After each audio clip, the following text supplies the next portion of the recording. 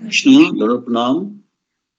बालकृष्ण प्रभु जी, सुमिता माता जी, विशाल प्रभु जी, हरे कृष्णा। कृष्णा प्रभु जी दंडवत प्रणाम से भक्तों के चरणों में दंडवत।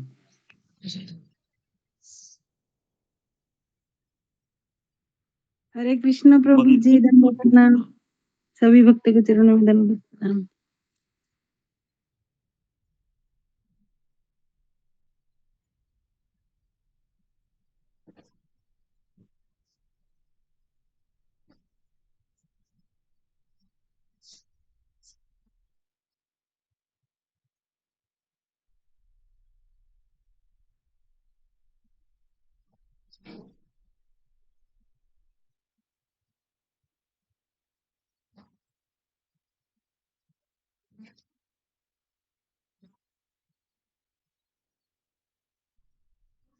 हरे कृष्णा, सभी भक्तों को दंडवत प्रणाम प्रभु जी।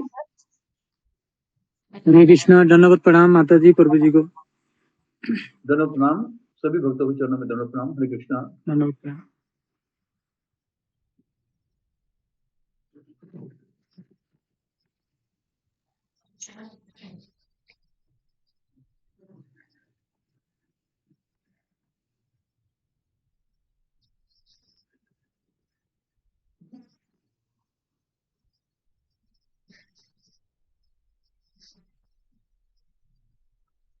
कृष्णा पूजा माता श्री प्रभु जी। जी माता जी, धन्यवाद। प्रभु जी, अब आपकी आवाज पहले से थोड़ी कम सुनाई देती है, हल्की। अब आ रही है माता जी? हाँ, आती तो है, लेकिन जैसे गुरु जी भी कभी पूछते हैं ना, तो काफी लो साउंड आता है, हल्की आवाज आती है। आप मेरे जी लैपटॉप में शायद कम किया हो। जी जी आवाज तो पूरी है। ठीक आ रही है माता जी? जी आ रही है। धन्यवाद माता। ओम अज्ञान शुरू करूं प्रभु जी? जी माता जी जी। ओम अज्ञानतिमिरान्धस्य ज्ञानाञ्जनशलाकया चक्षुरुन्मीलितं येन तस्मै श्रीगुरुवे नमः। नमो विष्णुपादाय कृष्णपृष्ठाय भूतले श्रीमते भक्तिवेदान्त स्वामिनिति नामिने। नमस्ते सारस्वती देवी गौरवाणी प्रचारिणे विशेष शून्य पाश्चात्य देशतारिणे। जय श्री कृष्ण चैतन्य प्रभु नित्यानंद श्री अद्वैत गदाधर श्रीवासादि गौर भक्तवृंद। हरे कृष्ण कृष्ण कृष्ण हरे हरे, हरे राम राम राम हरे हरे। श्री गुरु चरण कमल केवल भक्ति सद्मा बंधु मोहि सावधान ते जहर प्रसादी भगतोरिया जा कृष्ण प्राप्ति हो जहाँ होय ते कृष्ण प्राप्ति हो जहाँ होय ते कृष्ण प्राप्ति हो जहाँ होय ते गुरुमुख पद्म वाक्य चित्त कोरिया आरना कोरी आशा श्री गुरु चरणी रति से उत्तम प्रसाद पूरे सर्व आशा जी प्रसाद पूरे सर्व आशा चक्षुदान दिलो दे जति जन्मे प्रभु से दिव्य ज्ञान हृदय प्रकाशित दिव्य ज्ञान हृदय प्रकाशित प्रेम भक्ति जहाँ होय अविद्या विनाश जाते वेदे गाय जहर चरित वेदे गाय जहर चरित श्री गुरु करुणा सिंधु धर्म जनार बंधु लोकनाथ लोकेर जीवन लोकनाथ लोकेर जीवन हा हा प्रभु करो दया देहो मोरे पद छाया हा हा प्रभु करो दया देहो मोरे पद छाया हे बीजस घोषक त्रिभुवन हे बीजस घोषक त्रिभुवन श्रीला प्रभुपाद पतित पावन जय गुरुदेव लो शरण प्रभुपादाय जय प्रभुपादाय जय जय प्रभुपाद प्रभुपाद जय जय प्रभुपाद जय जय गुरुदेव गुरुदेव जय जय गुरुदेव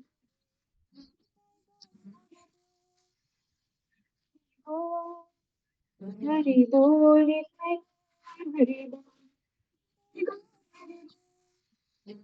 हरि बोल हरि बोल निताय गौर हरि बोल हरे कृष्णा सभी भक्तों के चरण और हरि बोल। बहुत सुंदर माता जी, धन्यवाद। धन्यवाद। हरे कृष्ण सभी भक्तों का हरि बोल माता जी। हम्म। धन्यवाद। हरे कृष्ण हरे कृष्ण शुरू करेंगे पहले प्रणाम। रीना सिंह माता जी, हरे कृष्णा। हरे कृष्णा प्रणाम प्रभु जी, सभी भक्तों के चरणों में जी। जी माता जी, कल के बारे में बताएंगे माता जी? जी प्रभु जी, मैं बताती हूँ जितना मैं सुन पाई हूँ। एक्चुअली वीडियो में जो है कि बहुत दूसरा ही कुछ आवाज आ रहा था, इसलिए वो पूरा सुनाई नहीं दे रहा था जो है। तो जितना मैं लिख पाई हूँ, एक दो प्रश्न ही शायद में केवल सुनाई दिया, स्पष्ट यही बताती हूँ।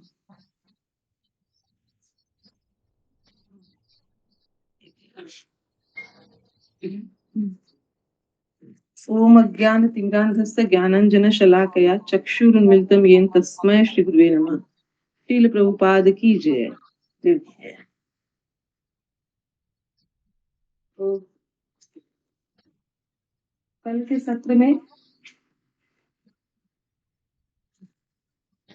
कल गुरुदेव जी ने जो है कि पहले अध्याय का रेफरेंस हम लोगों को समझाया, ताकि दूसरा अध्याय उसमें हमको समझ में आए। क्षमा करिए। पहले अध्याय में शौनक आदि ऋषि जो है वो सूत गोस्वामी की स्तुति करते हैं। तो जब हम किसी को प्रवचन में बुलाते हैं या फिर जो है कि हम किसी प्रवचन में जाते हैं, तो क्या होना चाहिए, क्या शिष्टाचार होने चाहिए, ये हमको यहाँ सीखने को मिल रहा है। शौनक आदि ऋषि जो है कि सूत गोस्वामी की स्तुति करते हैं और वे उनसे 6 प्रश्न पूछते हैं जो है। और ये इस श्लोक में जो है कि फिर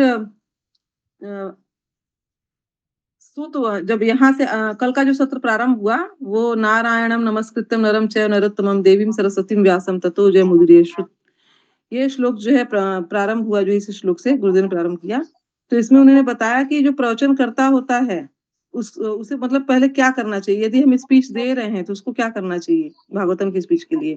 तो पहले उसको सर्वप्रथम गुरु को प्रणाम करना चाहिए, क्योंकि सूत गोस्वामी जो थे उन्होंने पहले अपने गुरु सुखदेव गोस्वामी को जो है कि याद किया था, प्रणाम किया।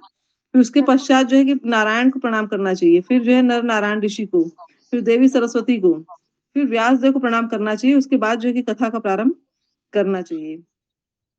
फिर आगे जो है कि गुरुदेव ने जो है कि बताया कि वैदिक साहित्य और सारे पुराण भागवत भगवान ने क्यों निर्माण किए। वैदिक साहित्य और सारे पुराण भगवान ने क्यों निर्माण किए। तो इसमें उन्होंने बताया जो है कि भौतिक जगत के गहनतम भाग को जो है कि हम लोग भूल गए हैं। अब क्या वो भाग है कि मैं भगवान का सेवक हूँ, ये हम लोग भूल गए हैं। इस वजह से जो है ये भौतिक जगत का गहनतम भाग है। तो इसीलिए जो है कि भगवान फिर आगे जो है कि दूसरा पॉइंट गुरुदेव ने लिखा है, क्षमा करिएगा। 3 गुणों वाली भौतिक प्रकृति से ऊपर उठने के लिए भगवान ने हमें साहित्य, ये वैदिक साहित्य और पुराण बनाए हैं। हरे कृष्णा प्रणाम प्रभु जी। इसके आगे का कुछ सुनाई ही नहीं दिया, उसमें जैसे कॉलर ट्यून बार बार बज रही थी तो मैं लिख नहीं पाई, क्षमा करिएगा मुझे आप सभी पर।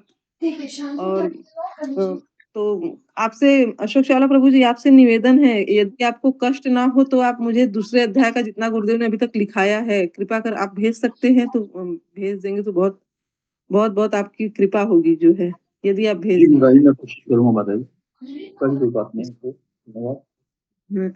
जी, इसके आगे का सुनाई नहीं दिया इसलिए सभी भक्तगण मुझे क्षमा करे जो है कि इसलिए मैं लिख नहीं पाई। हरे कृष्णा प्रणाम से भक्तों के चरणों में, गुरुदेव चरणों में दंड प्रणाम। जी बहुत सुंदर। हरे कृष्णा। सभी भक्तों को दंडवत प्रणाम। दंडवत प्रणाम जी।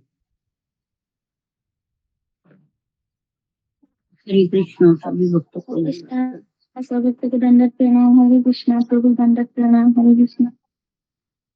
हरे कृष्णा सभी भक्तों को प्रणाम। दंडवत प्रणाम। कोई भक्त बताना चाहेगा और इसके आगे सब गुरुदेव को आगे बताना चाहेगा भक्त कोई?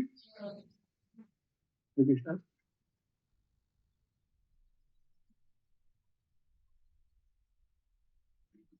हरे कृष्णा हरे कृष्णा। दंडवत प्रणाम गुरु जी। कृष्ण गुरु। हरे कृष्णा।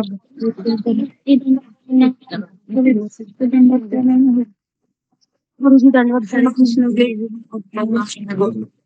हरे कृष्णा प्रणाम दंडवत प्रणाम। नाम पंचांग नाम। सभी भक्तों को चरणों में दंडवत प्रणाम। माता जी के चरणों में दंडवत प्रणाम। हरे कृष्णा गुरु जी दंडवत प्रणाम सभी भक्तों को हरे कृष्णा।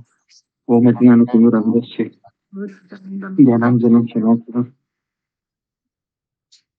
चक्षुरुन्मीलितं येन तस्मै श्रीगुरुवे नमः। कृष्णपदाय कृष्णप्रेष्ठाय भूतले श्रीमते भक्तिवेदान्त स्वामिनिति नामिने नमस्ते सरस्वती देवे गौरवाणी प्रचार निर्विशेष शून्यवादी पाश्चात्य देशद्रोहिणी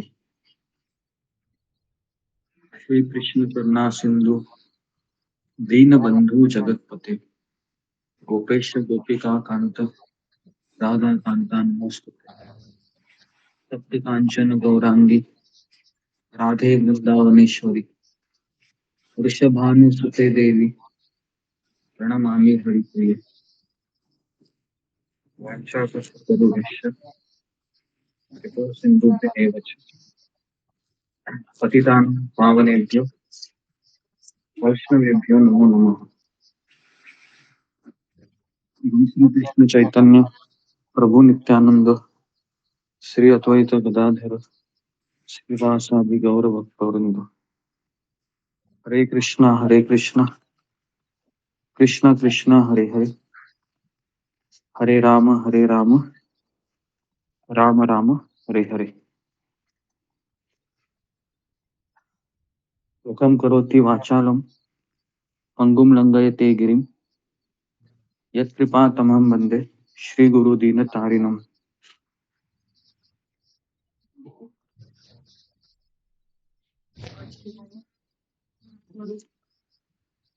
हाँ, हरे कृष्णा। तो सबका स्वागत है सत्र में। ओके, अशोक चावला प्रभु अनाउंसमेंट करें। जी गुरु जी दंडवत प्रणाम। हाँ हाँ, ड्यूटी पे रखिए। अभी मेरी गुरु जी कम ही लोग आए हैं, 39 लोग आए हैं, तो मैं सोच रहा हूँ जो थोड़ी आ जाए तब करेंगे अनाउंसमेंट। नहीं, आप करते रहिए, ये तो ऐसा है हमेशा होगा, है ना, जितने भी हैं। जी गुरु जी। जैसा कि सब भक्तों को पता है कि गुरु जी ने 24 मई से 27 मई तक हरिद्वार ऋषिकेश यात्रा का आयोजन किया है। उनके नेतृत्व में यात्रा निकाली जा रही है। दोनों पावन धाम बहुत पुराने पावन धाम है, प्राचीन पावन धाम है हरिद्वार, यानी कि हरि का द्वार, और ऋषिकेश। तो जो भक्त इसमें आना चाहते हैं, गुरु जी भक्तों का आसन सुनना चाहते हैं, गुरु जी का आसन चाहते हैं, वो कृपया अपनी सीट पहले ही बुक करा लें, क्योंकि गर्मियों की छुट्टियां आ रही हैं। बार बार इसलिए कहना पड़ता है कि अभी भी जो अरुणा यादव माता जी ने बुक कराई है 4 महीने पहले, अभी उनकी वेटिंग है 61 से लेकर 64 तक वेटिंग है उनकी। तो सीट्स अवेलेबल नहीं होती हैं। तो आपको कोई दिक्कत ना आए, अगर आपका मन है जाने में, भक्तों आसन नीचे प्राप्त करने में, संत करने में, तो आप अवश्य जाएं, तो अपनी सीट जरूर बुक करा लें और गुरु जी को बता भी दें, उसका स्क्रीनशॉट भेज दें, ताकि वहां भी व्यवस्था गुरु जी और कर सकें। अभी वहां 50 लोगों की व्यवस्था है जो ऑलमोस्ट पूरी होने वाली है, और गुरु जी को अगर ज्यादा लोग होंगे तो और व्यवस्था करनी पड़ेगी। और छुट्टी के कारण व्यवस्था में प्रॉब्लम आती है कि इतनी जगह होती नहीं, पहले ही बुकिंग होती है, तो फिर अपनी बुकिंग करा लें, बाद में फिर ट्रेन में बड़ी दिक्कत आती है। तो दूसरी बात, हर एक का प्रत्येक भक्त का 2500 रुपया, 2500 रुपया चार्जेस हैं। इसमें हम बड़े मिनिमम चार्जेस लगाए हुए हैं, जिसमें खाना पीना आपका बीच में ही है और रहना भी बीच में ही है। तो बहुत इससे मिनिमम चार्जेस तो कहीं भी नहीं होंगे।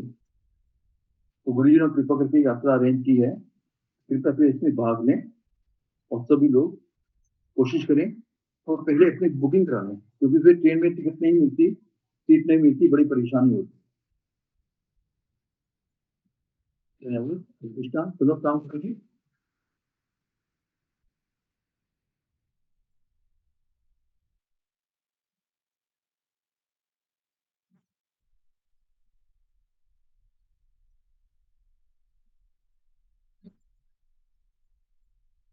हरे कृष्णा, हरे कृष्णा। आगे बढ़ते हैं। आपका जरा वो बंद करना।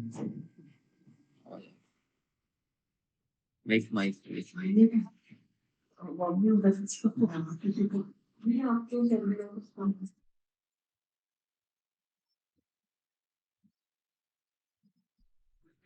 हरे कृष्णा। तो आज कौन सा श्लोक था? गुरु जी 5वें श्लोक का पूछा गया था, पार्ट पैराग्राफ 5वें श्लोक का 3 नंबर पैराग्राफ रह गया था जी।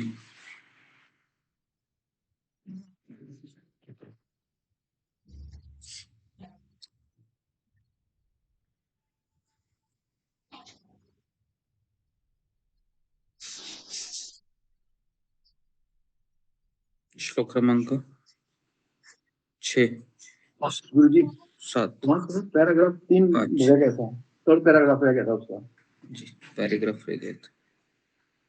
ओके। कृष्णा हमारे अंतरंग स्वामी, मित्र, पिता या पुत्र तथा माधुर्य प्रेम के लक्ष्य हैं। कृष्ण को भूलकर हमने प्रश्न तथा उत्तरों के अनेक विषय बना लिए हैं, किंतु इनमें से किसी से भी हमें पूर्ण तुष्टि नहीं हो पाती। कृष्ण के अतिरिक्त सारी वस्तुएं क्षणिक तुष्टि प्रदान करने वाली है। जी, तो ये 3 लाइन है अभी मैंने पढ़ी, तो उसके बारे में पहले बताता हूँ, फिर हम धीरे धीरे नीचे जाएंगे। ओके, तो सब लोगों के पास पेन और पेपर रहेगा। तो हमारा भगवान के साथ कितने रिश्ते हैं, ये पहला शब्द है कि कितना रिश्ता हम भगवान से बना सकते हैं। जी, हम भगवान से कितने रिश्ते बना सकते हैं? तो 5 रिश्ते हैं। सब लोग लिखिए, हम भगवान से 5 रिश्ते बना सकते हैं। सबसे पहला रिश्ता है कृष्ण मेरे स्वामी है। दूसरा रिश्ता है कृष्ण मेरे मित्र है। तीसरा रिश्ता है कृष्ण मेरे पिता है। और चौथा रिश्ता है कृष्ण मेरे पुत्र है। और 5वां रिश्ता है कृष्ण मेरे प्रेमी है। 5 रिश्ते हैं भगवान से बना सकते हैं। कृष्ण मेरे स्वामी है, कृष्ण मेरे मित्र है, कृष्ण मेरे पिता है, कृष्ण मेरे पुत्र है, कृष्ण मेरे लक्ष्य है। लक्ष्य या फिर प्रेमी है।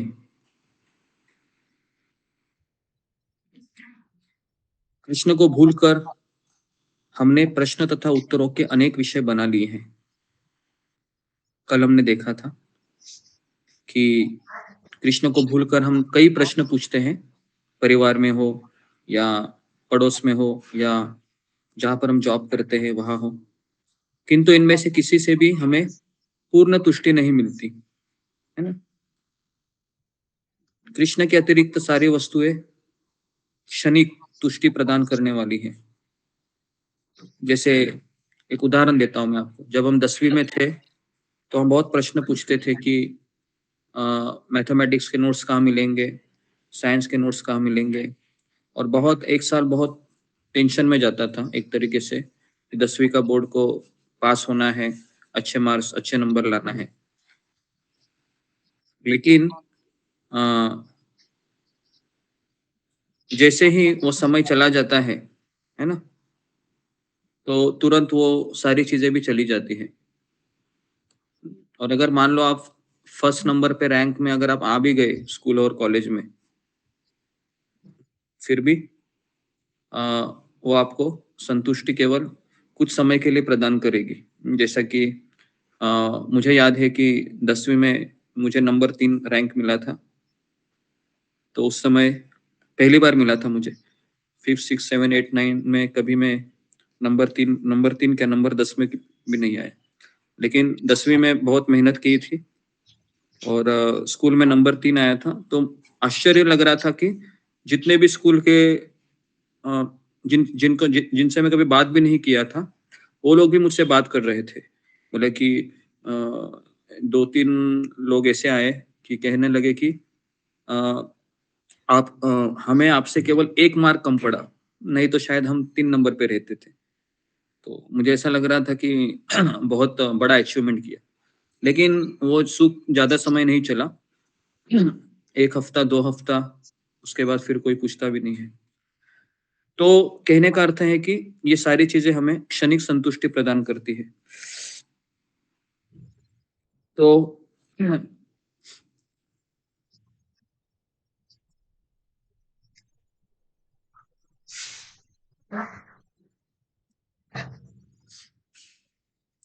अतएव हम दिव्य साहित्य के पठन तथा श्रवण मात्र से हमें परम तुष्टि प्राप्त कर सकते हैं। तो हमें इसके लिए भागवत के भीतर प्रवेश करना चाहिए, क्योंकि भागवत में वो प्रश्न है जिन प्रश्नों को हम जिन प्रश्नों के उत्तरों से हमारा आत्मा संतुष्ट होगा, है ना। एक श्लोक है, बोल रहा हूं मैं, ययात्मा सुप्रसिद्धि, है ना। तो अगर हम भगवान के विषय श्रवण करोगे तो हमारा आत्मा संतुष्ट होता है ना। हम सबको ये अनुभव है कि आप रोज आ रहे हैं, भागवत को सुन रहे हैं, तो आपको कुछ आनंद आ रहा है, इसके लिए आप आ रहे हो, है ना। नहीं तो क्यों आते थे। अगर मान लो मैं यहाँ पर समाचार का न्यूज आपको सुनाता था, है ना, रोज आज तक या न्यूज चैनल, तो कोई नहीं आता था, बोलते थे कि ये क्या है, हम यहाँ पर भागवत को सुनने के लिए आ रहे हैं, बराबर है। तो इसके लिए भागवत हो, भगवत गीता हो या महाभारत रामायण, जितने भी सीरियल है, सॉरी जितने भी ये ग्रंथ है, इन ग्रंथों को सुनने मात्र से हमारे भीतर एक परम संतुष्टि का अनुभव होता है। लेकिन वो ज्यादा समय इसलिए नहीं टिक पाता है क्योंकि हमारा मन उसके बाद कहीं दूसरे विषयों में प्रवेश करता है। जैसे अभी यहाँ पर नैमिषारण्य के ऋषि मुनि बैठे हैं 88,000, तो इनके जीवन में और कोई लक्ष्य नहीं है। इनके जीवन का एक ही लक्ष्य है कि बस यहाँ पर मुझे बैठकर श्रवण करना है, और जब श्रवण करके थक जाए, है ना, तो थकने के बाद व्यक्ति क्या करता है, भोजन करता है, और भोजन के बाद क्या करता है, सोता है। सोने के बाद क्या करेगा, वापस उठ के क्या करना है उसको, श्रवण करना है ना। तो बेसिकली इसी में उन्होंने अपना मन बना लिया था। जो व्यक्ति पहले से अपना मन बना लेता है ना जिंदगी भर के लिए कि मुझे यही करना है, तो फिर उसको जीवन में कुछ समस्या नहीं आती। और जिसको लगता है कि मुझे और भी चीजें करनी है, भक्ति भी करनी है, ये भी करना है, वो भी करना है, मुझे यहाँ भी जाना है, वहां भी जाना है, फिर वो व्यक्ति भक्ति नहीं कर पाता। कई हमारे भक्त हैं, पिछले 2 साल में हम देखे हैं, बहुत सिंसियरिटी दिखाते हैं, 6 महीना 1 साल, उसके बाद फिर वो डामाडोल हो जाते हैं। धीरे धीरे धीरे धीरे क्लास में आना भी कम हो जाता है, रिपोर्टिंग भी कम होता है। क्यों होता है ऐसे? लाइफ में बहुत सारे मन बना लिए हैं, मुझे ये भी करना है, वो भी करना है, यहाँ जाना है, वहां जाना है। तो इसलिए इतना अच्छा अवसर मिलने के पश्चात भी हम माया के भीतर चले जाते हैं। आज बहुत सुंदर पॉइंट परम पूज्य राधानाथ स्वामी महाराज बता रहे थे, उनका प्रवचन सुन रहा था, आप सुनना चाहेंगे? बहुत सुंदर पॉइंट महाराज बताते हैं ना। और आपके लिए बहुत अच्छा होगा, ठीक ना। तो महाराज उसमें कह रहे थे कि जब भी आप जगोगे सुबह, है ना, जब भी आप बिस्तर से जगोगे तो आपको क्या सोचना है। महाराज ने उसमें कहा कि आपको ये सोचना है कि रात को 12 बजे आज मैं मरने वाला हूं। क्या बोले महाराज? बोले कि आज रात को मैं 12 बजे मरने वाला हूं, क्योंकि हम सबको पता है कि हम कभी मरने वाले हैं। सबको, किसी को पता ही नहीं है कि हम कभी मरने वाले हैं, बराबर है। तो अभी हम इतने सीरियस क्यों नहीं है? क्यों नहीं है? क्योंकि हमको पता है कि आने वाले और 10 साल मैं मरूंगा नहीं, लेकिन इसकी कोई गारंटी है? इसकी कोई गारंटी नहीं है। लेकिन अगर हम इस मन को बनाकर चले रोज कि मुझे आज रात को 12 बजे मरना है, तो क्या आप रिस्क लोगे माया में पड़ने का? बिल्कुल नहीं लेंगे, है ना। आप बहुत अलर्ट रहोगे, सतर्क रहोगे कि मेरे पास केवल 10 घंटा है, मेरे पास 9 घंटा है, 8 घंटा है, मेरा मन कैसे मैं माला में लगाऊं, है ना। आपका मन माला में अनायास लग जाएगा, क्योंकि आपको पता है मेरे पास बहुत कम समय है। तो ये महाराज उसमें बता रहे थे। और महाराज कह रहे थे कि उसमें उन्होंने एक पॉइंट बहुत अच्छा बताया कि ये जो डर है ना, ये डर हमें फियरलेस बना देता है। फियरलेस शब्द आपको पता है? फियरलेस मतलब हम डर के ऊपर चले जाते हैं। ये जो डर है कि मेरे पास बहुत कम समय है, मैं कभी भी जा सकता हूँ, तो ये जो डर है ना, ये डर हमें इंसेन नहीं बना देता। कुछ लोग बोलते हैं कि हम फिर इंसेन हो जाएंगे। इंसेन का अर्थ है कि क्या बोल सकते हैं कि हम सोचेंगे कि मैं अभी मरने वाला हूँ, तो मेरा दिमाग काम नहीं कर रहा है अभी, है ना। तो ये चीज नहीं महाराज बता रहे थे। महाराज बता रहे थे कि भक्त है, अगर उसको पता चला है कि मैं अभी मरने वाला हूँ रात को 12 बजे, तो वह भयभीत नहीं होगा, क्योंकि उसने अपना पहले से मन बना लिया था कि कभी ना कभी तो मुझे मरना है, बराबर है, कभी ना कभी तो मुझे मरना है। लेकिन हम ऐसा सोचते हैं क्या? हम ऐसा नहीं सोचते हैं। इसके लिए हम क्या करते हैं? माया के प्रलोभन को स्वीकार करते हैं, बराबर है। जैसे अभी एक रूटीन बना लिया हमने, भागवत होगा 10 साढ़े 10 बजे तक, उसके बाद मैं ये करूंगा, इसके बाद वो करूंगा, इसके बाद ये करूंगा। क्यों ऐसा रूटीन बना लिया है? क्योंकि हमको पता है कि मैं आज के दिन बहुत आराम से जीने वाला हूँ, बहुत आराम से जीने वाली हूँ, या फिर मैं कल भी मैं रहूंगा, परसों भी रहूंगा, है ना जी। तो इसके लिए महाराज उसमें बता रहे थे। ये 1989 का लेक्चर है। तो आज महाराज का उम्र देखो कितना, 30-40 साल पहले महाराज ने प्रवचन दिया था, लेकिन आज भी महाराज उसी थॉट से जीते हैं, है ना। इसी थॉट से जीना वही व्यक्ति जी सकता है जिसने अपने पहले से मन बना लिया है कि मुझे ऐसे ही जीना है ना।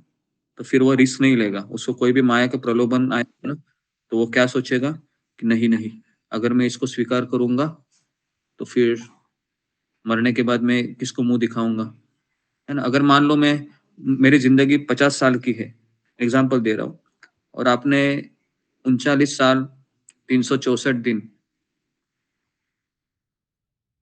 बहुत अच्छे से भक्ति की, लेकिन आखिरी क्षण में माया का प्रलोभन ऐसा आया तूफान की तरह, और हम उसे शरणागत हो गए, तो क्या नतीजा मिलेगा हमको? क्या नतीजा मिलेगा हमको, है ना। तो हमको नतीजा क्या मिलेगा फिर? हमको वापस इस संसार में आना होगा। मान लो आपने बहुत अच्छी पढ़ाई की कॉलेज में, स्कूल में, है ना, इतनी अच्छी पढ़ाई की, सब क्लासेस अटेंड किए, लेकिन जिस दिन एग्जाम का दिन था, उसी दिन क्या हुआ? उसी दिन कुछ ऐसा हुआ कि आप अब्सेंट रह गए।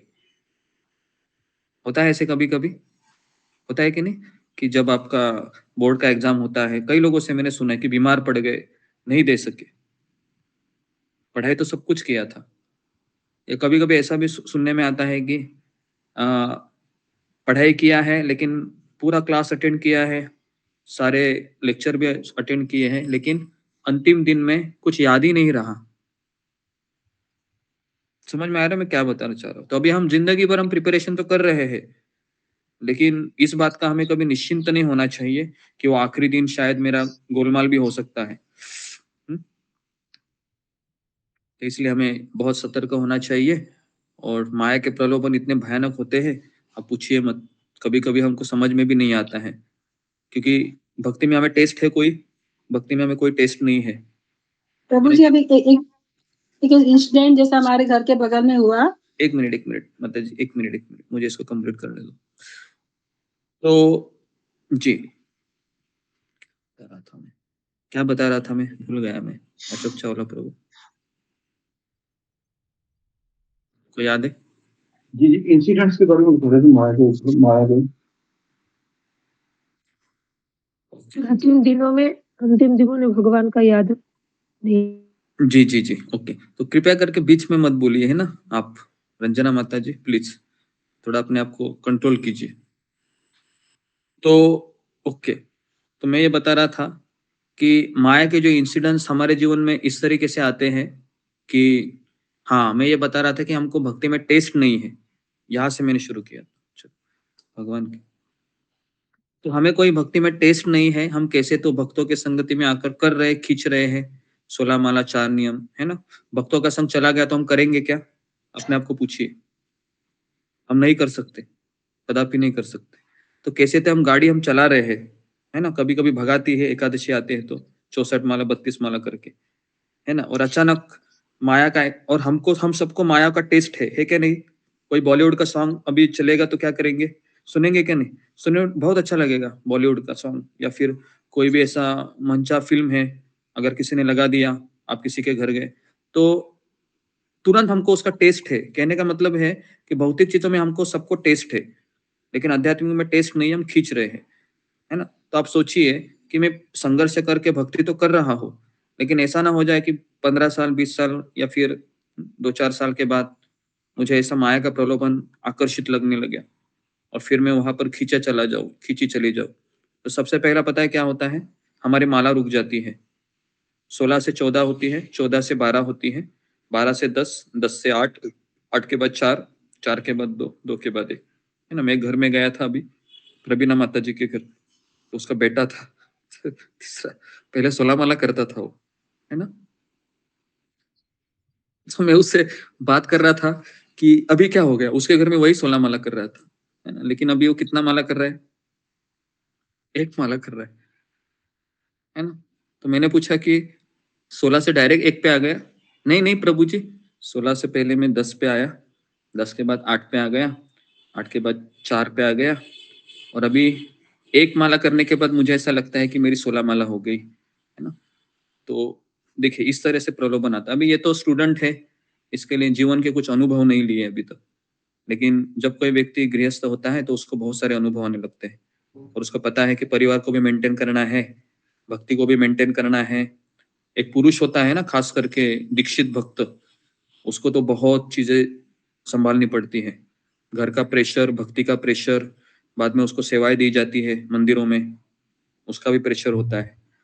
वो संभालते संभालते करते करते करते करते करते करते भक्ति में आगे बढ़ता है। आप सब लोग ऑनलाइन क्लासेस कर रहे हैं, आपके ऊपर कोई प्रेशर नहीं है, लेकिन आप मंदिर से कनेक्टेड हो जाओ, आपको मंदिर से भी फोन आने लगेंगे कि चलो आपको आना है सेवा करने के लिए, और आप मना करोगे तो पता है क्या होगा? आप बोलोगे कि ये क्या अच्छा भक्त नहीं है, सेवा नहीं करता है।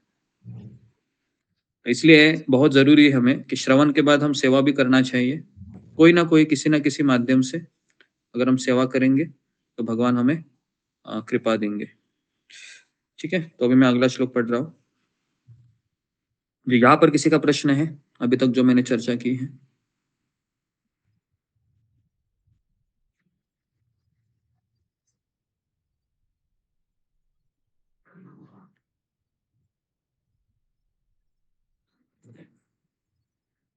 आगे बढ़ते हैं।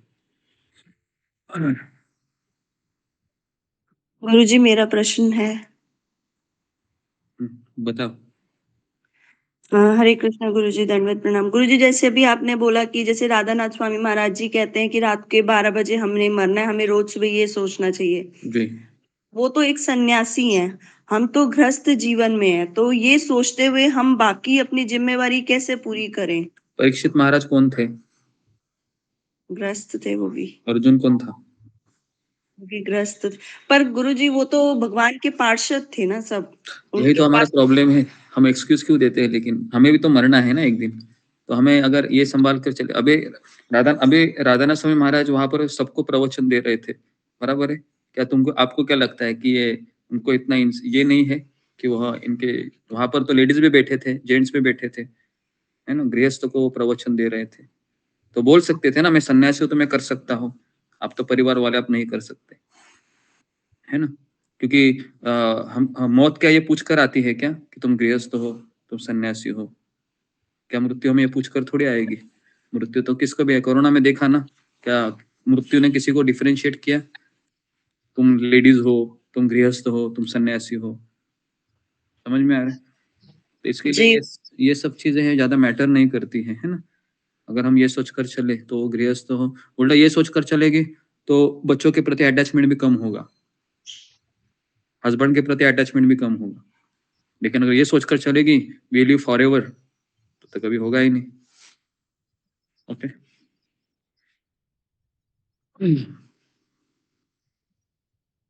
ओके, सुमित पाठक। हरे कृष्णा गुरुजी, दंडवत प्रणाम।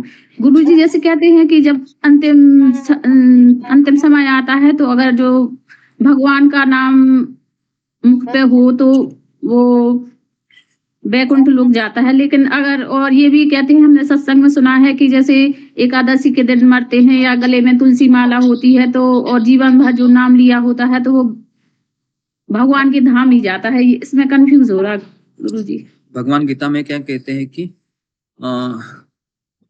जो मृत्यु के समय में मेरा स्मरण करता है वो भगवत धाम जाता है।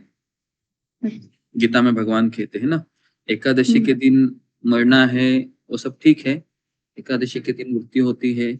लेकिन प्रभुपाद जी को जब जब भक्त पूछते थे कि प्रभुपाद जी ये मंदिर का भक्त था, बहुत सेवा किया, अब ये कहाँ जाएगा, तो प्रभुपाद जी का उत्तर पता है कैसे होता था?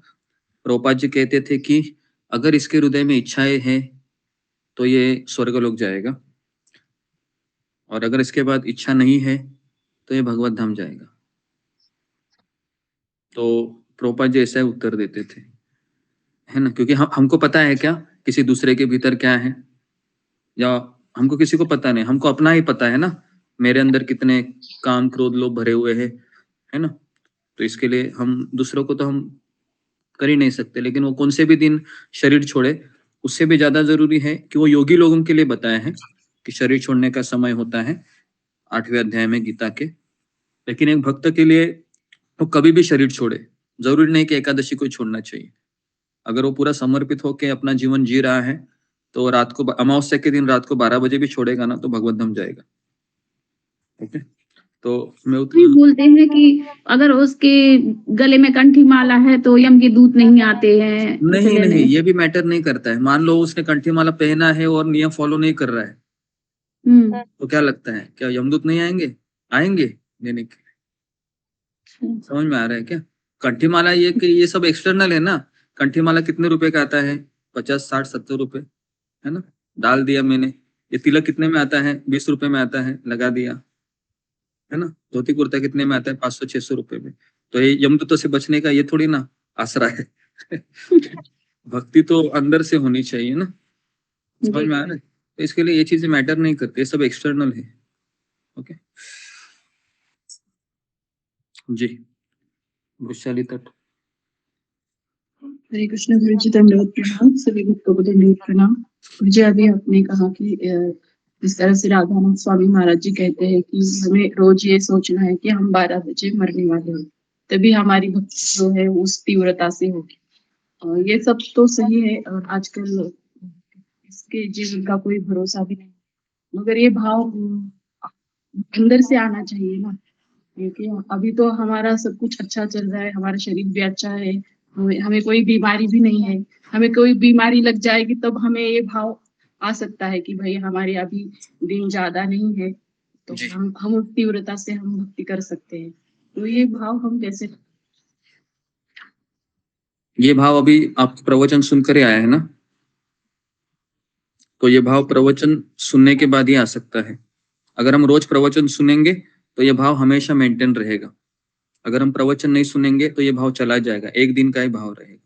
तो इसके लिए इस तीव्रता को मेंटेन करने के लिए हमें, है ना, ऐसे प्रवचन सुनने चाहिए। अभी मैं यहाँ पर, पता है कुछ भक्त है इन चीजों पे ध्यान नहीं देता। आपने कई सारे प्रवचन सुने होंगे, कोई इतनी डिटेल में जाके बोलता नहीं क्योंकि सबको बुरा लगेगा, है ना, ये हमेशा मृत्यु की क्यों बात करता है, थोड़ा सा भक्ति का दूसरा भी बात करो। लेकिन जो है वो है ना, प्रभुपाद कहते हैं जो सत्य है वो सत्य है, हमको सत्य को लेकर चलना है कि एक दिन हम यहाँ से मरेंगे। जब हम सुबह उठेंगे तो हमको पता होना चाहिए कि एक दिन मुझे इस सबको छोड़ना है। तो ये एक थॉट से हमको वैराग्य आता है, बराबर है कि नहीं? जब सुबह उठेंगे इतना ही सोचना है ना, अपने घर को देखकर, अपने घर वालों को देखकर, एक दिन मुझे इन सबको छोड़ना है। तो बुद्धिमान व्यक्ति पूछता है, आपको ये हाँ क्या बोल रहे अपने आप को ही रोज बताना चाहिए क्या? हाँ, अपने आप को रोज बताना चाहिए, बराबर रिमाइंडर देना चाहिए कि हाँ मैं उठ गया हूँ, उठ गई हूँ, एक दिन मुझे जाना है। ये सब क्या है, 10 साल 20 साल 50 साल मेरे साथ रहेंगे, पता नहीं कितने और साल रहेंगे। तो बुद्धिमान व्यक्ति फिर क्या सोचता है, अपना पहले से मन बना लेता है कि मुझे एक दिन इनको छोड़ना ही है, तो मैं क्यों ना इनको आज छोड़ दूं। आज छोड़ने का अर्थ क्या है, उनके साथ रहो लेकिन उनके ना रहो। समझ में आ रहा है? इनके साथ रहो लेकिन उनके ना रहो, मतलब किसके हो जाओ, कृष्ण के हो जाओ। समझ में आ रहा है? मैंने एक लेक्चर भी दिया था ना, संसार में रहो लेकिन संसार के ना हो जाओ, याद है? 6ठे अध्याय में दिया था एक बार।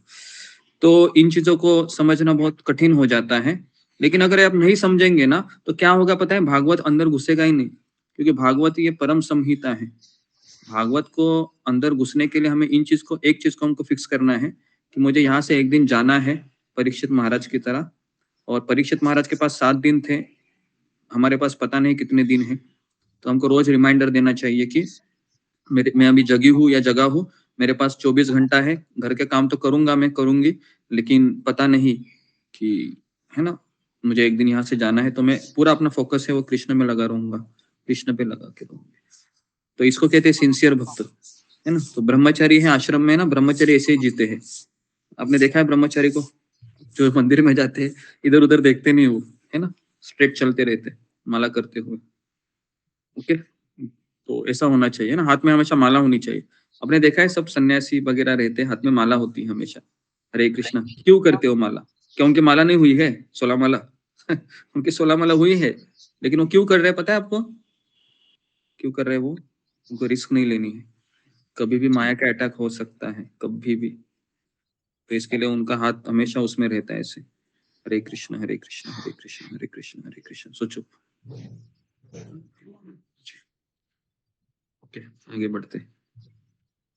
ओके मैं आगे अगला श्लोक में जाता हूँ। अगला श्लोक बहुत इंपॉर्टेंट है, 6ठा श्लोक।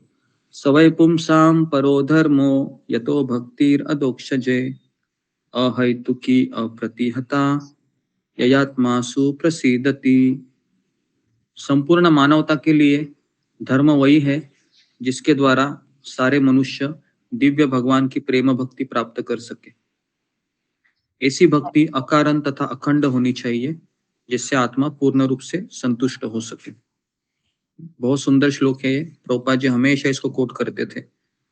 सवै पुंसाम परो धर्मो यतो भक्तिर अधोक्षजे, है ना। तो हमारा जीवन का लक्ष्य क्या होना चाहिए, संपूर्ण मानवता का क्या धर्म है? तो संपूर्ण मानवता का एक ही धर्म है कि भगवान की प्रेम भक्ति प्राप्त करे। लिखिए अगला प्रश्न, संपूर्ण मानवता का परम धर्म क्या है?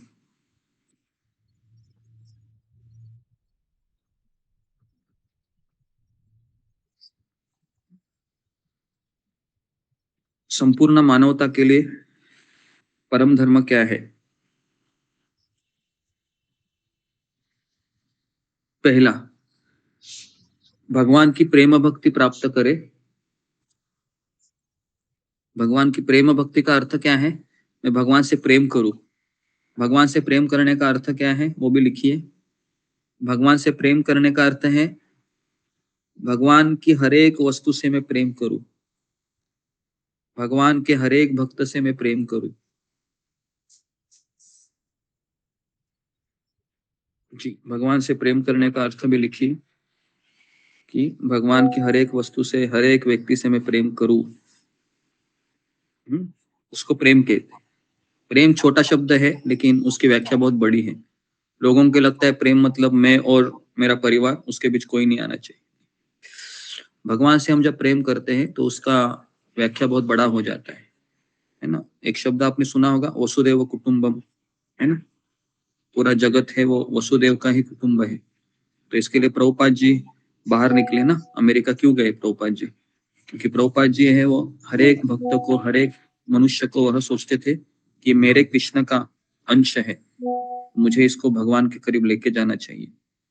इसलिए उन्होंने अपना परिवार भी छोड़ दिया, है ना। उनकी पत्नी थी, उनके 3 बच्चे थे प्रभुपाद जी के। सबको छोड़कर प्रभुपाद जी दूसरों के लिए बाहर निकले, है ना। तो इन चीजों को समझना बहुत जरूरी होता है कि और शास्त्र में यही कहा गया है कि अगर किसी को संतुष्ट होना है तो वो अपने लिए जीना छोड़ दो। जो व्यक्ति अपने लिए जीता है वो हमेशा दुखी रहता है, और जो दूसरों के लिए जीता है वो सुखी रहता है। तो भगवान ने ये दुनिया बनाई ऐसी है कि अगर हम अपने लिए जिएंगे तो हमेशा दुखी रहेंगे, लेकिन हम दूसरों के लिए जिएंगे तो सुखी हो सकते जी। अगला पॉइंट लिखिए कि वह प्रेम भक्ति कैसी होनी चाहिए। तो लिखिए 2 शब्द आए हैं, अहेतुकी, मतलब बिना कारण की, बिना कारण की होनी चाहिए। बिना कोई हेतु, बिना कोई कारण की होनी चाहिए।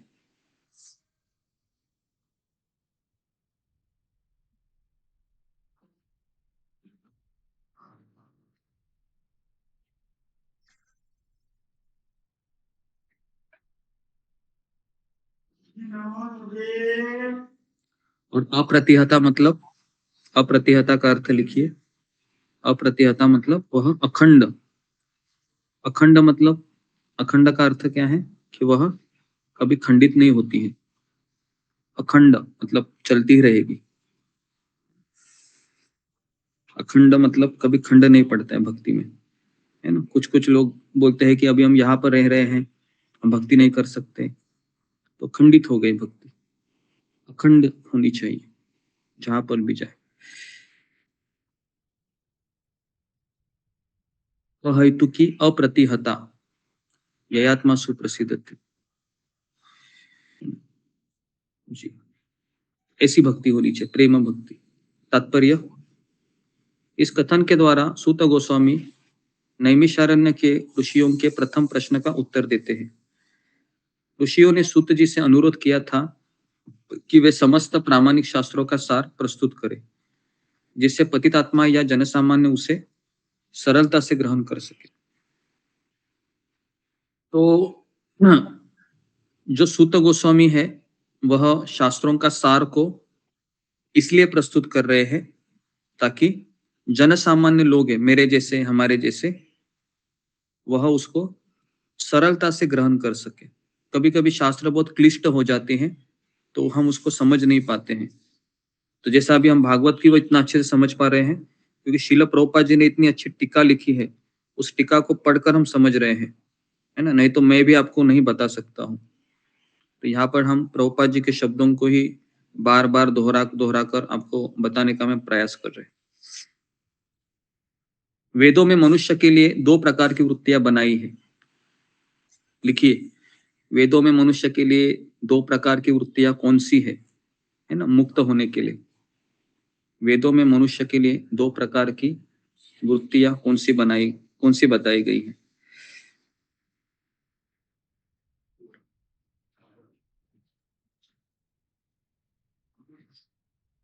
वेदों में मनुष्य के लिए 2 प्रकार की वृत्तियां कौन सी बताई गई है। मुझे वृत्तियां मतलब, वृत्तियां मतलब विधियां, विधि प्रोसेस।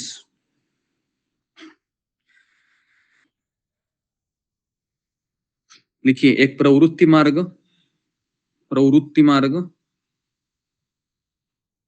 या इंद्रिय भोग का मार्ग, ब्रैकेट में लिखे इंद्रिय भोग। और दूसरा है निवृत्ति मार्ग, मतलब त्याग का मार्ग। निवृत्ति मार्ग या त्याग का मार्ग। तो ये दो मार्ग वेदों में बताए हैं। तो प्रभुपाद लिखते हैं कि भोग का मार्ग निकृष्ट है। जैसे मैं जहाज में था, तो मैं जहाज में मुझे एक सीनियर ऑफिसर मिले थे जो मेरे सीनियर थे, मुझे अभी भी उनका नाम याद है। उनका नाम था विजय कुमार सिंह, एक्स नेवी थे वो, नेवी से रिटायर्ड थे वो। तो मेरा पहला जहाज था 2009-10 का। तो मुझे कुछ उस समय आता नहीं था, तो मैं जूनियर इंजीनियर बन के ज्वाइन हुआ था जहाज पे। तो ये मेरे सीनियर थे। तो ये हमेशा मुझे देखते थे कि ये गले में इसका माला रहता है और हमेशा ये माला करते हुए भी दिखाई देता है। तो अब ये सीनियर है तो मुझे कुछ भी बोल सकता है। तो एक बार उसने मुझे बुलाया केबिन में और कहा कि मेरा नाम आशीष था, तो कहा कि देखो आशीष, ये तुम जहाज में आया है ना, और ये जो कर रहा है ना, तो देखो तुमको कर रहे हो बहुत अच्छी बात है, लेकिन उसने मुझे कहा फिर बिना भोग किए तुम त्यागी नहीं बन सकते। मुझे अभी भी उसका नाम उसका पता है, वो इतने साल हो गए, बार बार मुझे वो यही कह रहा था, इतना पहले भोग करो, इतना भोग करो, फिर अचानक ही तुम्हारे में वैराग्य आ जाएगा। तो यहाँ पर ये जो चीज बताई गई है ना कि प्रवृत्ति मार्ग मतलब इंद्रिय भोग का मार्ग, मतलब इतना तुम इंद्रिय तृप्ति करो, इतना इंद्रिय तृप्ति करो कि तुम उब जाए फिर, और फिर भगवान की तरफ मुड़ जाए। लेकिन ऐसा होता है क्या? क्या ऐसा हो सकता है कि मैं आग में मैं तेल डालते रहूं बुझाने के लिए? कैसा हो सकता है कि मैं आग बुझाने के लिए तेल का इस्तेमाल करूं? ऐसा नहीं हो सकता है। आग बुझानी है तो क्या होगा? पानी को डालना होगा। तो इसके लिए ये जो मार्ग है ना, इंद्रिय भोग का मार्ग, ये बहुत रेयरली काम करता है ना। जैसे आपने देवदास मूवी देखा होगा, देवदास में क्या दिखाया है? बहुत वह है ना, एंजॉय करता है और फिर उसको वैराग्य आता है, बराबर है। तो ये बहुत कम होता है, रेयर होता है ना। लेकिन अक्सर शास्त्रों में दूसरा मार्ग ही बताया गया है, वो है निवृत्ति मार्ग। निवृत्ति मतलब त्याग का मार्ग। त्याग करना बहुत आसान होता है कि, है ना, लेकिन मजा करते करते उसमें वैराग्य आना ऐसा हो जाता। तो मुझे बताइए कि, है ना, जितने भी राजा महाराजा उस समय होते थे, है ना, कई कई विवाह करते थे, लेकिन ना वो घर को छोड़ पाते थे, है ना, उसी घर में वो मर जाते थे। जैसे चाणक्य पंडित के समय धनानंद राजा था, है ना, इतना क्रूर राजा था वो, इसी तरह से था, इतना इंद्रिय भोग किया कि बाद में चाणक्य पंडित ने उसको चंद्रगुप्त के द्वारा भगा दिया। तो ये जो मार्ग है, प्रवृत्ति मार्ग या इंद्रिय भोग का मार्ग, ये कठिन मार्ग है। और दूसरा मार्ग है निवृत्ति मार्ग या त्याग का मार्ग, जिस तरह से अभी हम लगे हुए हैं। हम जब भक्ति में आए तो हमने क्या क्या त्याग किया हमने? तो हमने जो 4 नियम है उसको फॉलो करना चाहा, और जितनी पकड़ मेरी भगवान में, भगवान के भक्तों में होगी, उतना मैं सरलता से त्याग का मार्ग अपना सकता हूँ। और जितनी मेरी पकड़ भक्तों के संग से दूर चली जाएगी, या श्रवण कीर्तन से या माला से, हरिनाम से दूर चले जाएंगे, उतना मैं त्याग का मार्ग मेरा कम हो जाएगा। जो आप में से कितने लोगों ने अनुभव किया है कि जैसे मेरे माला की क्वालिटी कम हो जाती है, तुरंत मेरे अंदर की इच्छाएं जागृत हो जाती है, जिसको मैंने छोड़ा था। ऐसा आपने देखा होगा भक्ति मार्ग में।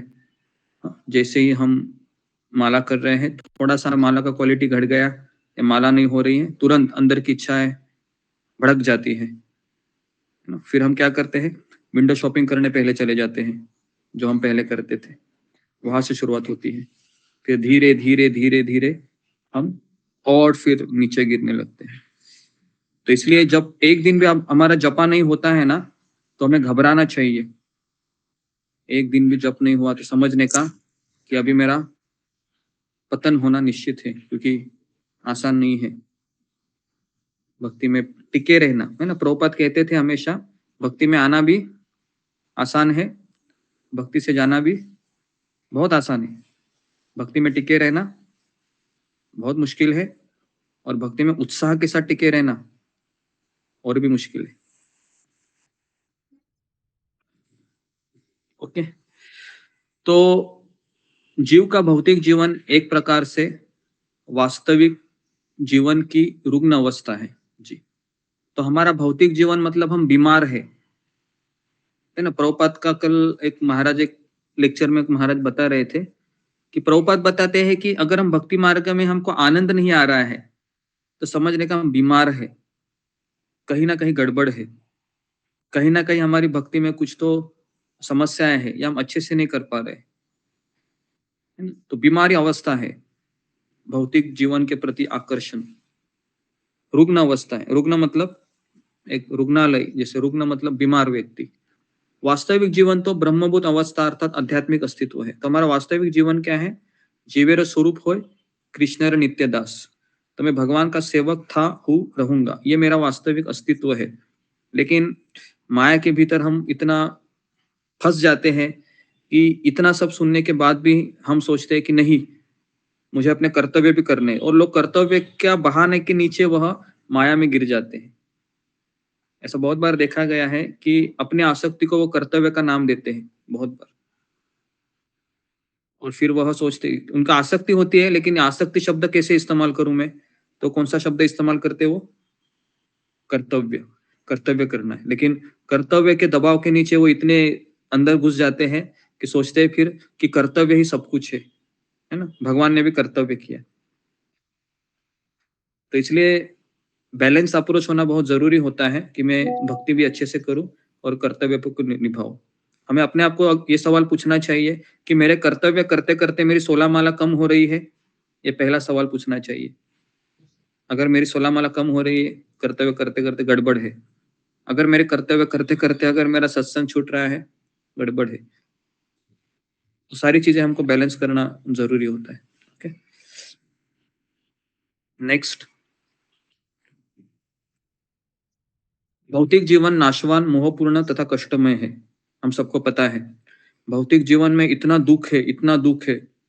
अगर हम किसी भी चीज से आसक्त हो गए, है ना, उस व्यक्ति से हो या फिर वस्तु से हो, और आपको पता है वो वस्तु और व्यक्ति हमको इतना हताश कर देती है कि हम कहीं के नहीं रहते।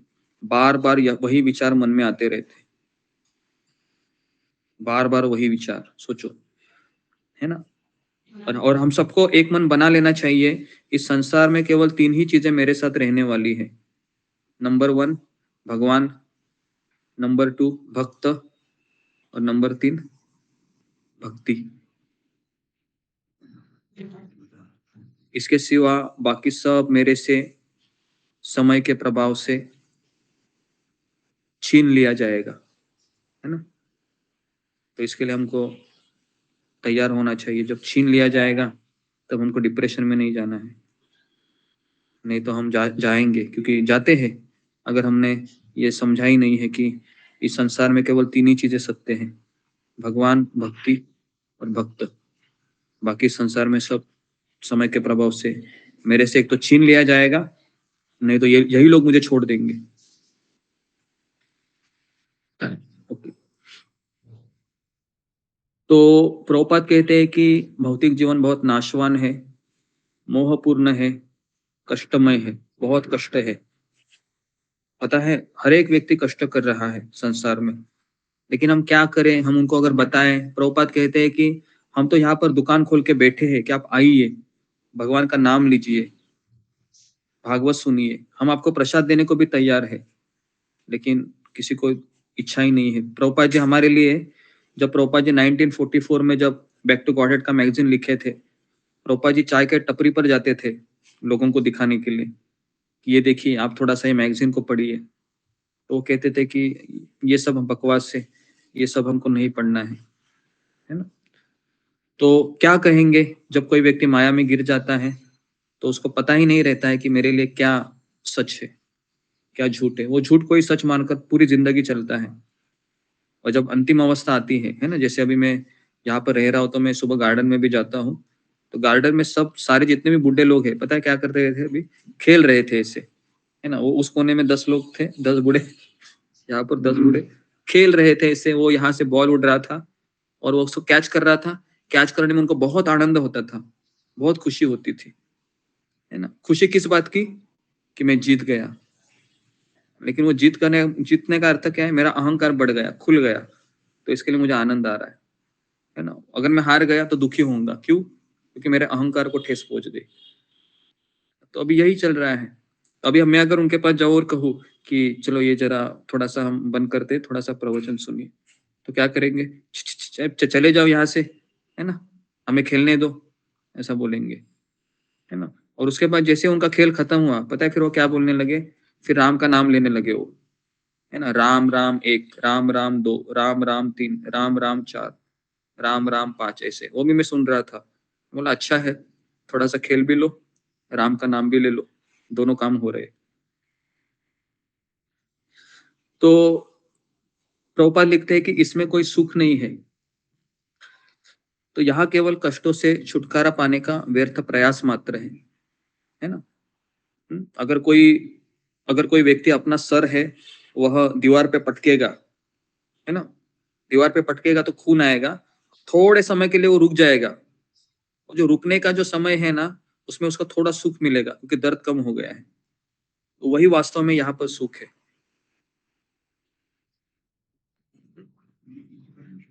वही यहाँ पर सुख है कि कष्टों से छुटकारा पाने का व्यर्थ प्रयास वही हम करते रहते हैं जिंदगी भर, है ना। कष्टों का क्षणिक नाश मिथ्याई सुख कहलाता है। थोड़े से कष्ट मेरे दूर हो गए, सोचता है मैं सुखी हो गया, है ना। तो ये इसी तरह से जीवन हम जीते हैं। ये तो प्रभुपाद की कृपा है, उनके शब्द है जो हम सुन रहे हैं, समझ रहे हैं, है ना। नहीं तो हम भी वहीं पर रहते थे, है ना। मैं भी वहां पर गार्डन में शायद उनके साथ खेलता होता। तो हम तो यही करते थे। आज जितने भी उम्र के मेरे जो फ्रेंड सर्कल है, सब बहुत पैसा कमा रहे हैं, है ना, पैसा कमा रहे हैं और अलग अलग चीजों में वह, है ना, कोई फॉरेन में गया है, कोई बैंक में अच्छा मैनेजर बना है ना। तो हमारा ग्रुप है अभी भी, तो उस ग्रुप में केवल मैसेज आते रहते हैं, हम तो केवल देखते रहते हैं, है ना। सब लोग इस तरीके से बहुत मजाक कर रहे हैं और सोच रहे हैं कि मैंने इसको अचीव किया, मुझे ये अवार्ड मिला, है ना, नेक्स्ट टाइम मैं ये करूंगा, है ना। तो प्रभुपाद कहते हैं कि आप किसी को भी पूछो कंपनी में कि आपको क्या बनना है ना, प्यून को पूछो, चपरासी को, तो क्या कहेगा वो? कि अपना वो चपरासी का जो लेबल है ना वो उठाएगा और मैनेजर के पोस्ट पे रख देगा, मुझे ये बनना है। तो हर एक व्यक्ति है इसी इसी क्या बोलते हैं, इसी शरीयत में लगा हुआ है कि मुझे बड़ा आदमी बनना है। लेकिन बड़ा आदमी क्या है आध्यात्मिक जीवन में? बड़ा आदमी मतलब आप किसी भक्त की सेवा में लग जाओ। बड़ा आदमी बनना है, भक्त की सेवा में लग जाओ, बड़ा आदमी बनोगे आप। किसकी दृष्टिकोण से? भगवान की दृष्टि से बहुत बड़ा आदमी बनोगे आप। तो यही बड़ा आदमी बनना है हमको, हम सबको बड़ा आदमी बनना है, किसी भक्त की सेवा में लग जाओ, कृष्ण आपकी सेवा करेंगे। तुकाराम महाराज की पत्नी थी, है ना, तुकाराम महाराज की सेवा में लगी थी, तो स्वयं भगवान उसके पैर का कांटा निकालने के लिए आते थे, है ना, जो भक्त भी नहीं थी। तो कहने का अर्थ है कि ये भौतिक जीवन बहुत कष्टमय है, मोहपूर्ण है, किंतु भगवान की भक्ति श्रेष्ठ धर्म कहलाती है, क्योंकि वह मनुष्य को सनातन आनंदमय एवं ज्ञान से परिपूर्ण जीवन की ओर अग्रसर करती है। 10 से ज्यादा हो गया है। जब इसमें निकृष्ट गुण मिल जाते हैं तो वो कभी कभी दूषित हो जाती है। उदाहरणार्थ के लिए भौतिक लाभ के लिए की गई भक्तिमय सेवा प्रगतिशील निवृत्ति मार्ग में बाधक है। तो अगर हम भौतिक लाभ के लिए कृष्ण के पास आ रहे हैं तो प्रभुपाद लिखते हैं कि वो बाधा है भक्ति में, प्रगति में, क्योंकि भगवान हमारे पिता है और हम सब भगवान के संतान हैं और हमारे परिवार वाले भी उन्हीं के संतान हैं। तो हमसे भी ज्यादा फिक्र भगवान को उनकी ज्यादा होगी, बराबर है? क्या लगता है आपको? हमसे भी ज्यादा भगवान को उनकी फिक्र होगी, लेकिन हम सोचते हैं कि नहीं, मैं ही इनका फिक्र करूंगा। तो उसके फिर हम हमारी चेतना खराब करते बैठते। तो यहाँ पर प्रभुपाद वही चीज बार बार बताते हैं कि जब इसमें निकृष्ट गुण मिल जाते हैं तो दूषित हो जाती है। उदाहरणार्थ के लिए भौतिक लाभ के लिए, है ना, कोई हम भक्ति का काम करें, इस रुग्ण जीवन को भोगने की अपेक्षा संन्यास या सर्वश्रेष्ठ सर्वत्याग श्रेष्ठतर वृत्ति है ना। क्योंकि जितना हम संसार में रहने की इच्छा करोगे उतना हम जीवन को भोगेंगे, क्योंकि सुबह सुबह हमने कहा था कि हमको भौतिक चीजों के प्रति टेस्ट पहले से ही है। अच्छा खाना अगर बिरयानी है अगर आपके सामने है ना, और साइड में अगर मान लो कि दाल राइस दिया गया है, तो हमारी टेस्ट किसके प्रति ज्यादा है? बिरयानी की तरफ। तो बिरयानी ही ज्यादा खाओगे ना वहां पर, क्योंकि वो नेचुरल टेस्ट है।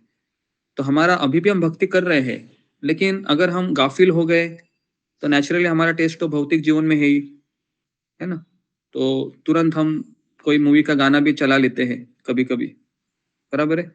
16 माला करने के बाद मन खराब हो गया तो लोग मूवी का गाना भी सुन लेते हैं, थोड़ा 1-2 मूवी देख लेते हैं, या फिर थोड़ा इधर उधर जाके आते हैं। तो ये ऐसा होगा तो क्या होगा, हम माला भी कर रहे हैं और कचरा भी ले रहे हैं, तो फिर हमें रिजल्ट नहीं मिलेगा।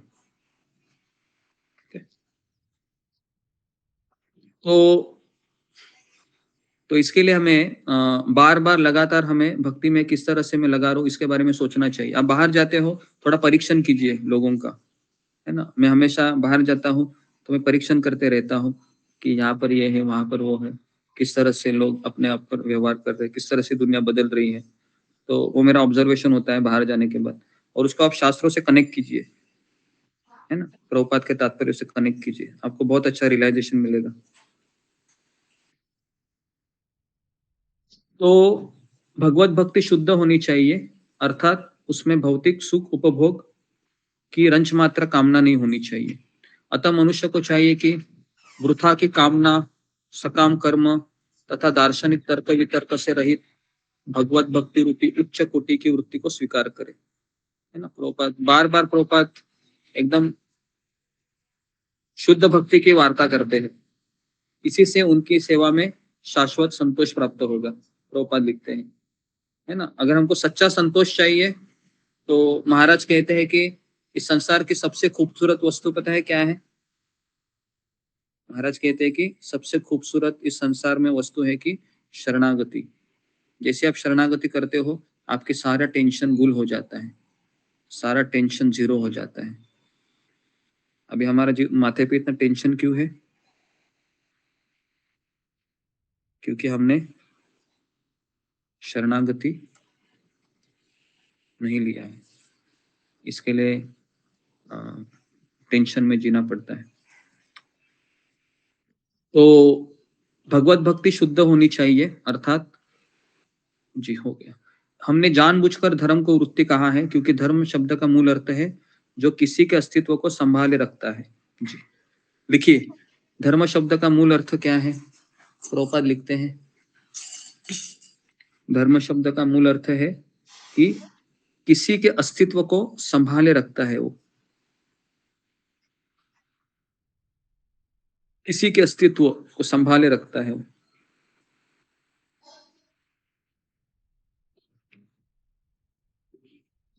किसी के अस्तित्व को संभाले रखता है।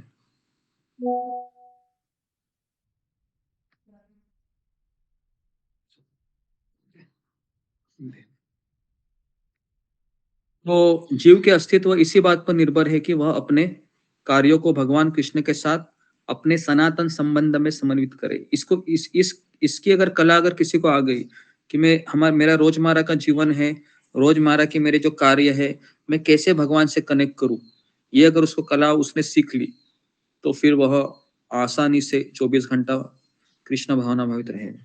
ये कला है कि मैं रास्ते पर चल रहा हूँ, कैसे मैं भगवान को याद करूं, मैं मार्केट जा रहा हूँ, कैसे भगवान को याद करूं, मैं बस पकड़ रहा हूँ, ट्रेन पकड़ रहा हूँ, कैसे मैं इसको भगवान से कनेक्ट करूं। ये कला अगर हमको आ गई तो हम बहुत आसान हमारा जीवन हो जाएगा। ठीक है। तो कृष्ण समस्त जीवों के मध्यवर्ती धुरी है, और वे अन्य समस्त जीव अथवा शाश्वत रूपों में सर्वाकर्षक व्यक्तित्व है। प्रत्येक एवं समस्त जीवों का दिव्य जगत में एक शाश्वत रूप होता है ना। हम सबका एक शाश्वत रूप है। कहाँ पर है वो? यहाँ पर है या ऊपर है? धाम में ऊपर है। लेकिन हम शाश्वत रूप कहाँ ढूंढ रहे हैं? तो यहाँ पर ढूंढ रहे हैं, शायद इधर ही होगा कहीं। तो हमारा शाश्वत रूप है वो ऊपर है, समस्त जीवों का, आप सबका, जितने भी यहाँ पर लोग आए हैं, 70 लोगों का ही नहीं है, जितने भी लोग घूम रहे हैं दुकानों में, बाजारों में, सब लोगों का एक शाश्वत स्वरूप है ना। और ऐसे कई कलयुग आते हैं, हर कलयुग में 99% लोग मजा मस्ती करने में लगे रहते हैं, 1% लोग ही भक्ति मार्ग में लगते हैं कलयुग में। और इस कलयुग में हम लगे हैं। शायद इसके पहले जो कलयुग आए होंगे, हम भी क्या कर रहे होंगे? हम भी यही कर रहे होंगे ना जो अभी लोग कर रहे हैं। एटलीस्ट इस कलयुग में हमको प्रभुपाद जी की कृपा मिली है और इतना एटलीस्ट कन्विक्शन आ गया है, यही मुझे जिंदगी भर करना है ना। और आप अगर आप इसको छोड़कर बाहर की दुनिया में जाओगे तो क्या होगा? यही बातें सब आपको याद आती रहेगी। याद आती रहेगी कि नहीं? जैसे हम कोई भी गलत चीज में पड़ जाते हैं तो पहला पॉपअप आता है ना। पॉपअप पता है क्या होता है? जो नेट पर आता है ना पॉपअप कि चलो भाई अभी अलर्ट हो गए हो, थोड़ा सा निकल लो यहाँ से। तो पॉपअप आने लगता है, फिर समझ जाते हैं कि कुछ तो गड़बड़ हो रहा है, मुझे हटना पड़ेगा, है ना। लेकिन कभी कभी माया इतनी अंदर खींच के लेके जाती है कि पॉपअप आने पर भी क्या होता है? रिटर्न नहीं आ सकते।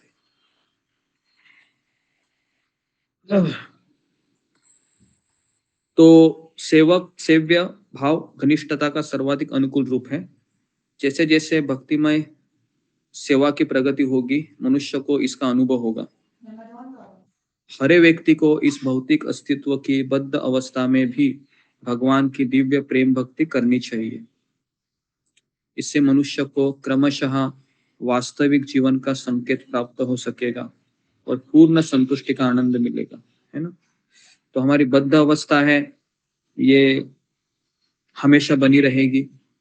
कल हमने भगवत गीता का वो श्लोक भी आपको बताया था कि निग्रहम न करिष्यति, कि कोई ज्ञानी व्यक्ति भी है, सब पता है उसको, शास्त्र पढ़ा है, उसको पता है कि जीवन का लक्ष्य क्या है, लेकिन इसकी कोई गारंटी नहीं है कि वो टिका रहेगा।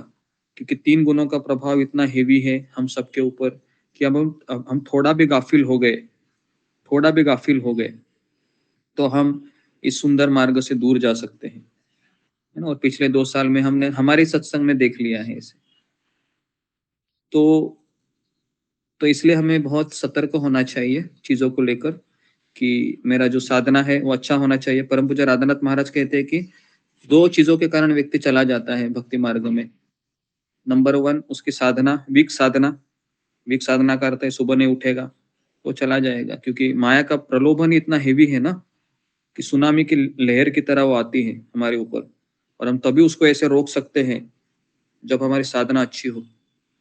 अगर हमारी साधना अच्छी नहीं है तो वो लहर माया की हमारे अंदर ऐसे प्रवेश करेगी कि इधर उधर हम बिखर जाएंगे। तो इसके लिए नंबर 1 साधना हमारी बहुत अच्छी होनी चाहिए, एटलीस्ट कृष्ण को दिखाना चाहिए कि हाँ मैं उठ रहा हूँ, बाकी का मुझे पता नहीं लेकिन मैं प्रयास करूंगा। और दूसरा बात है कि हमें वैष्णव अपराध नहीं करना चाहिए, हमेशा वैष्णव को प्रणाम करते रहना चाहिए कि आप ही मेरे स्वामी हैं, मैं आपका सेवक हूँ। इस भावना से हम लगे रहेंगे तो हम भक्ति में टिके रहेंगे। ठीक है, तो यहाँ पर मैं रुकता हूँ, 10:15 हो गए। किसी का कुछ प्रश्न है तो आप पूछ सकते हो। दूसरा क्या बताए और एक बार बता दीजिए, दूसरा क्या बताए? दूसरा मैंने बताया कि वैष्णव अपराध नहीं करना चाहिए, मतलब वैष्णव को स्वामी मान के चलना चाहिए। जी, किसी का प्रश्न है?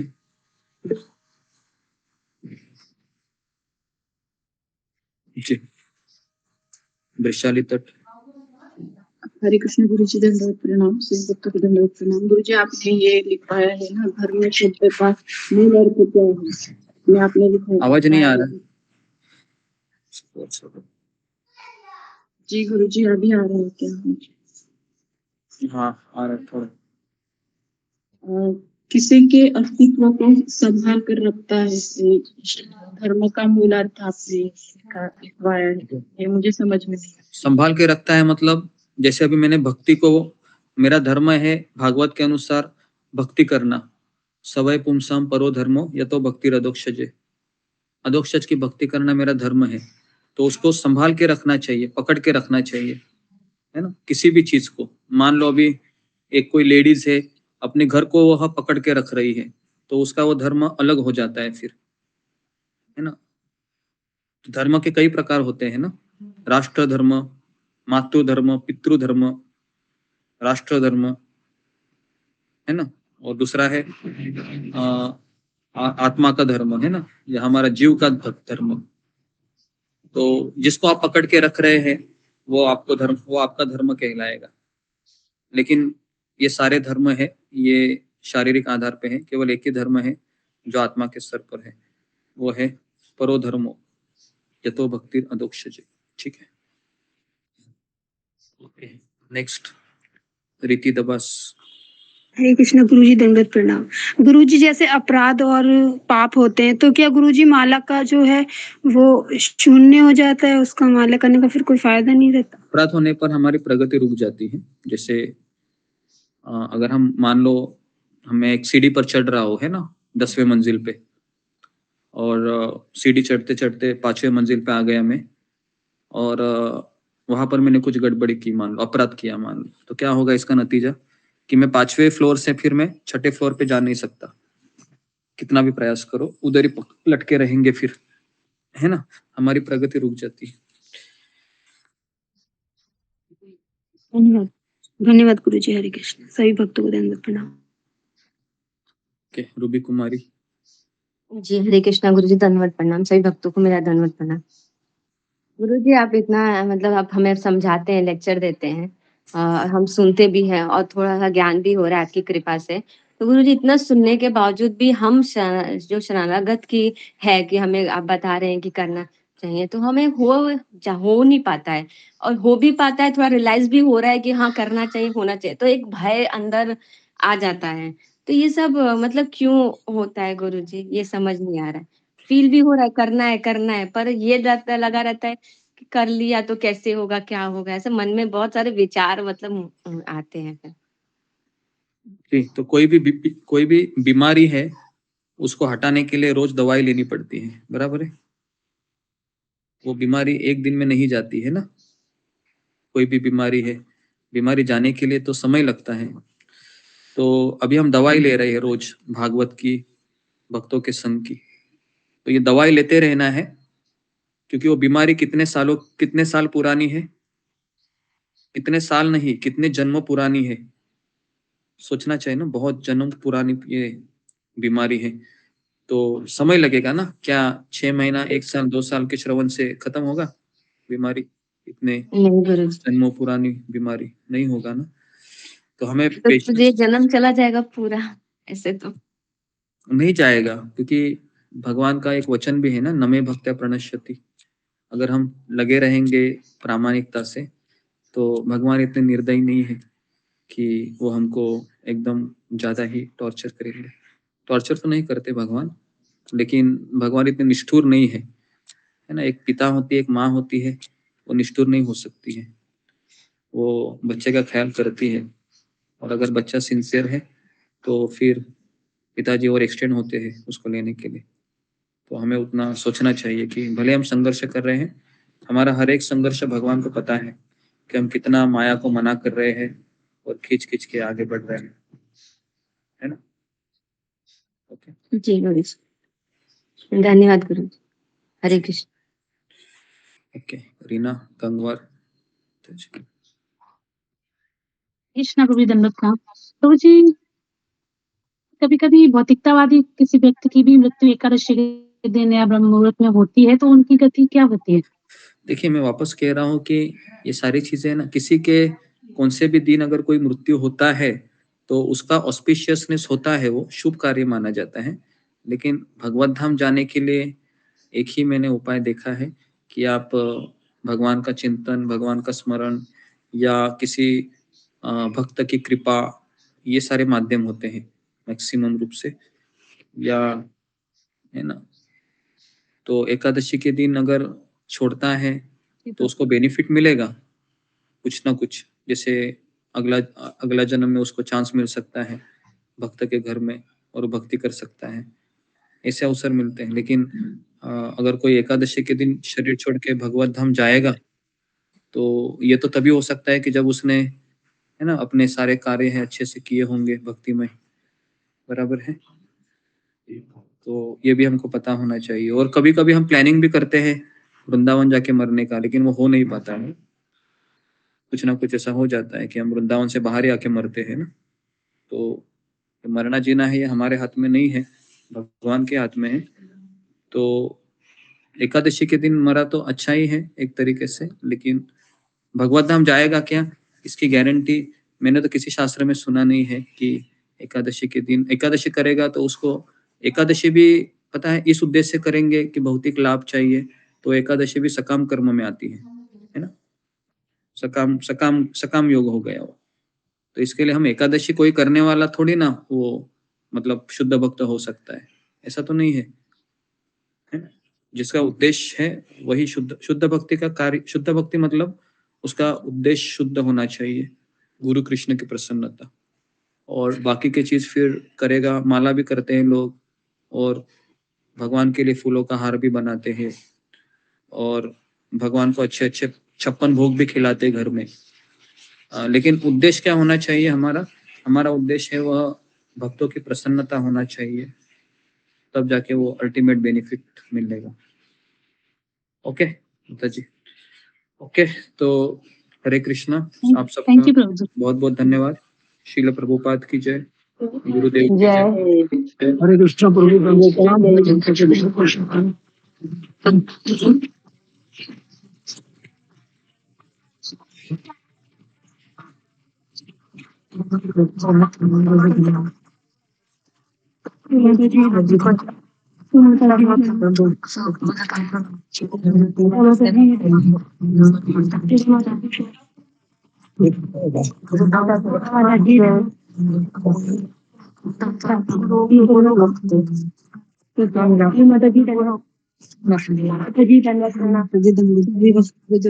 जी कालिका प्रभु जी धन्यवाद, माता जी धन्यवाद।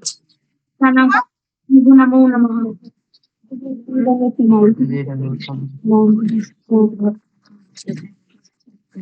हरे कृष्ण। गुरु जी के कहना धन्यवाद प्रणाम। हम तो माता जी के चरणों में धन्यवाद प्रणाम। बिना माता जी के चरणों में धन्यवाद प्रणाम। वैसे माता जी के चरणों में दंडवत प्रणाम। सभी भक्तों का चरणों में दंडवत प्रणाम। कुलकिला माता जी के चरणों में धन्यवाद प्रणाम। सेवक के चरणों में धन्यवाद प्रणाम।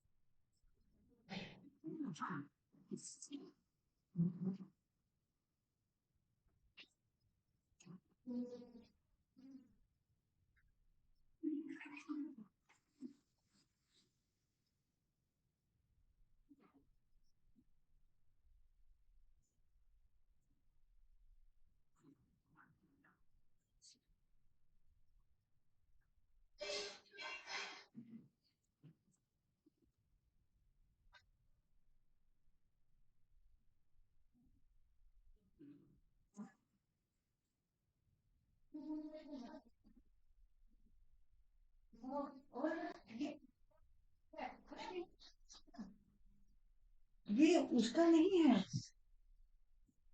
ये वो जो है आरती का कोई इस पर वो